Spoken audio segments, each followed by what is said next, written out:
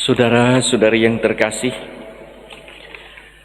setiap orang mempunyai jati diri yang menjadi identitas dan menjiwai aktivitasnya, apapun fungsi sosial dan posisi kulturalnya. Jati diri ini begitu hakiki dalam diri seseorang yang tanpanya hakikat dirinya bisa dipertanyakan. Kok dia bisa tega beraktivitas begitu? Bukankah ia itu seorang dengan identitas terhormat?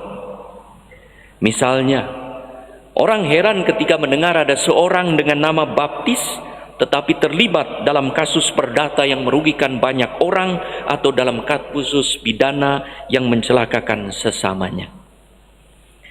Seorang yang mempunyai jati diri yang matang akan hidup sesuai dengan hakikat dirinya, entah apapun panggilan hidupnya, entah apapun pekerjaan, pelayanan, tugas, tanggung jawab, dan wewenangnya. Paus Fransiskus menulis dalam Patris Corde nomor 7, setiap panggilan sejati lahir dari pemberian diri yang merupakan buah kematangan dari pengorbanan sederhana. Imamat dan hidup bakti membutuhkan kematangan tersebut.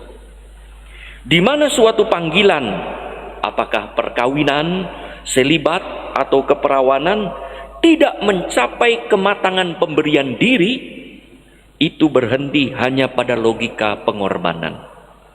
Kemudian alih-alih menjadi tanda keindahan dan sukacita kasih, itu justru berisiko mengungkapkan ketidakbahagiaan, kesedihan, dan frustrasi.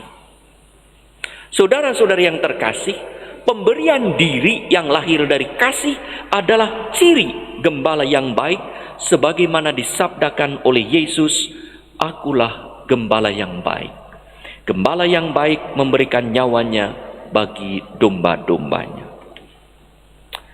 Dalam pesan hari Minggu panggilan ke-58, hari ini hari Minggu panggilan, yang berjudul Santo Yosef, Impian Panggilan, Sri Paus Fransiskus mengajak kita semua, terutama rohaniwan, biarawan dan biarawati, untuk menjadikan Santo Yosef sebagai teladan dalam menanggapi panggilan Allah, di mana ia memiliki hati seorang bapa, hati yang mampu memberi, hati yang membuahkan kehidupan di tengah-tengah hidup sehari-hari, hingga berani berkorban diri karena hati dan budinya tertuju kepada Allah dan telinga batinnya peka mengenali suara Allah.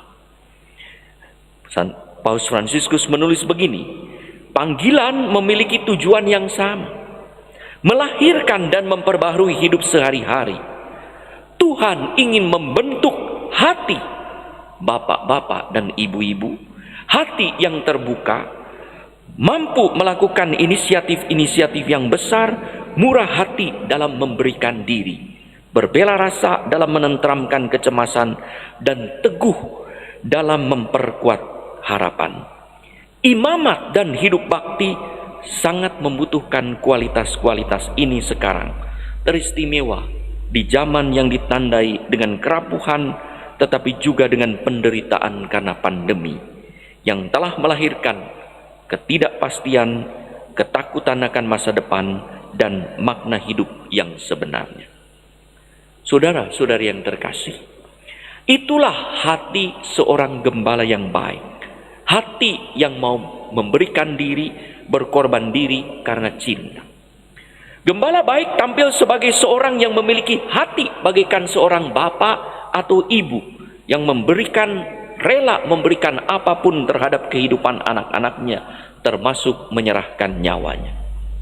Yesus membandingkan jati diri seorang gembala yang mempunyai rasa memiliki, hati mengasihi, dan energi mengorbankan diri bagi domba-dombanya, dengan jati dari seorang upahan yang mencari nafkah, mementingkan diri, dan meninggalkan domba-dombanya jika ada serigala atau perampok yang membawa risiko kehilangan nyawa.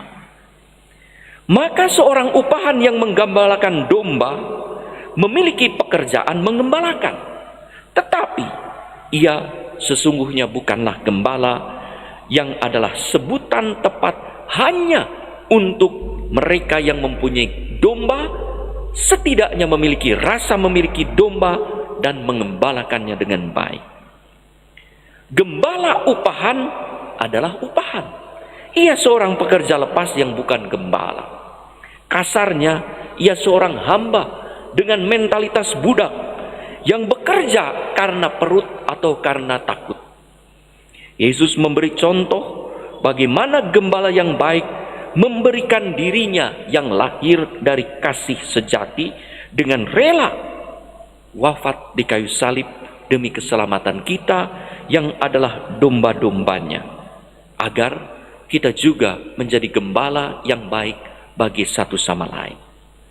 Gembala disebut baik karena dengan sukarela dan sukacita memberikan dirinya karena cinta demi domba-domba yang dikasihinya.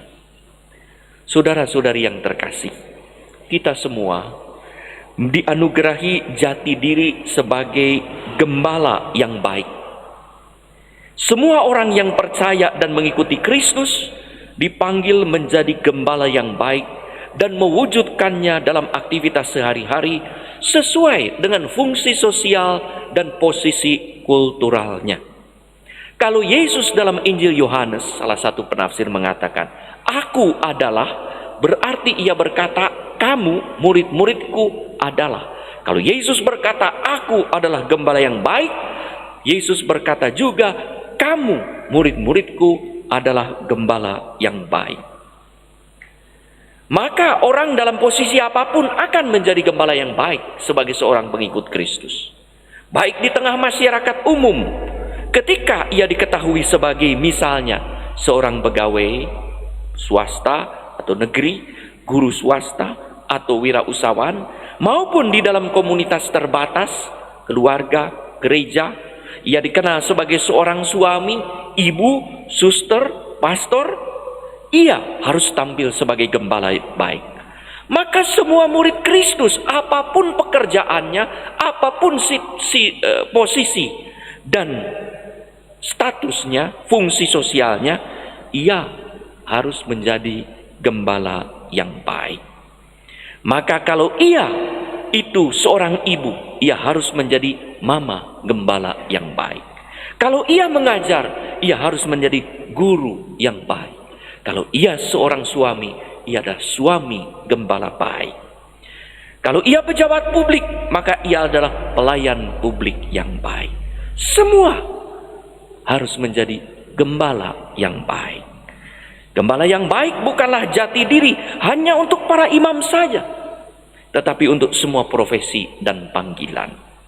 Apalagi kalau ia itu seorang imam, memiliki double identitas sebagai gembala yang baik, yaitu jati dirinya gembala baik, profesinya yaitu fungsi dan posisinya di dalam gereja dan masyarakat adalah sebagai gembala umat.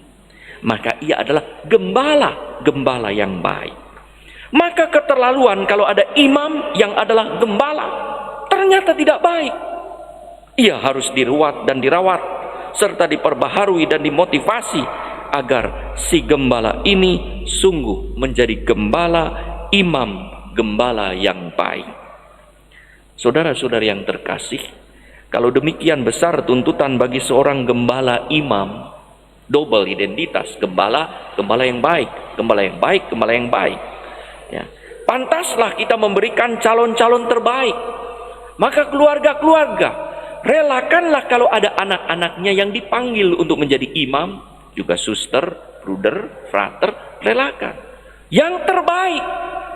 Jangan yang disuruh pergi, yang istilahnya kacing calang, suruh jadi imam, nanti kacing calang juga jadinya, ya. Maka kita repot kalau jadi kacing calang, gitu ya. Maka berikanlah yang terbaik calon-calonnya, dan siap kita bertanggung jawab juga bersama menyiapkan proses formasi yang baik, yang tentu kalau kualitasnya baik sungguh membutuhkan tenaga-tenaga dan fasilitas yang baik. Sehingga lahirlah para imam gembala yang baik, untuk mengembalakan domba-domba, bukan domba-domba kita, tapi domba-domba Sang Gembala baik, domba-domba Kristus, yaitu gerejanya yang adalah tubuh mistiknya. Mari pada hari Minggu panggilan ini kita doakan semua imam, mulai dari paus sampai dengan para calon imamnya, suster, biarawan, biarawati.